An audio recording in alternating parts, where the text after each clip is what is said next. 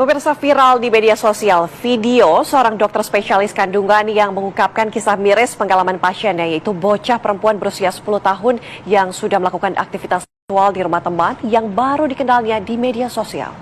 Assalamualaikum warahmatullahi wabarakatuh. Ini saya baru aja ketemu pasien ya. Aduh, saya pengen ingetin teman-teman semua untuk kalau teman-teman ibu-ibu yang punya anak perempuan harus benar-benar dijaga anak perempuannya baik-baik.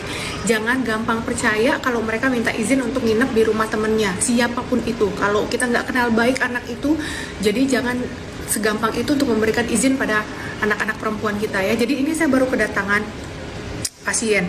Umurnya baru 10 tahun ya, 10 tahun. Kemudian dia izin sama, dia dibawa sama tantenya karena dia itu baru habis pulang nginep dari rumah temennya katanya gitu. Dan ini temennya itu dia kenal cuman dari sosmed, dari Instagram, teman main, teman perempuannya, sama-sama umurnya 10-11 tahun. Dan ternyata ketika ditanya kamu habis ngapain dan segala macam, dia kurang meyakinkan jawabannya, dan akhirnya dia dibawa sama tantenya karena orang tuanya nggak berani membawa dia periksa ke dokter obgyn. Dan di situ dia cerita bahwa saya pengen cek nih dok, ini ponakan saya udah macem-macem nggak, karena dia ini nginep di rumah temennya, katanya kita lagi lengah, kita lagi banyak kegiatan di rumah, orang tuanya lagi keluar kota, dan dimintain izin dan dia nyelinap pergi, katanya sih nginep di rumah temennya gitu. Dan ternyata usut punya usut, akhirnya saya periksa, saya tanya-tanya adiknya, ternyata mereka dia itu nginep di rumah temennya itu berempat, jadi 2 cewek 2 cowok, udah janjian ada di situ. Cowoknya itu anak-anak laki-laki juga, usianya baru 13 tahun, dan katanya dia pacaran baru 2 minggu, dan itu pun kenal dari Instagram, TikTok, dan sebagainya.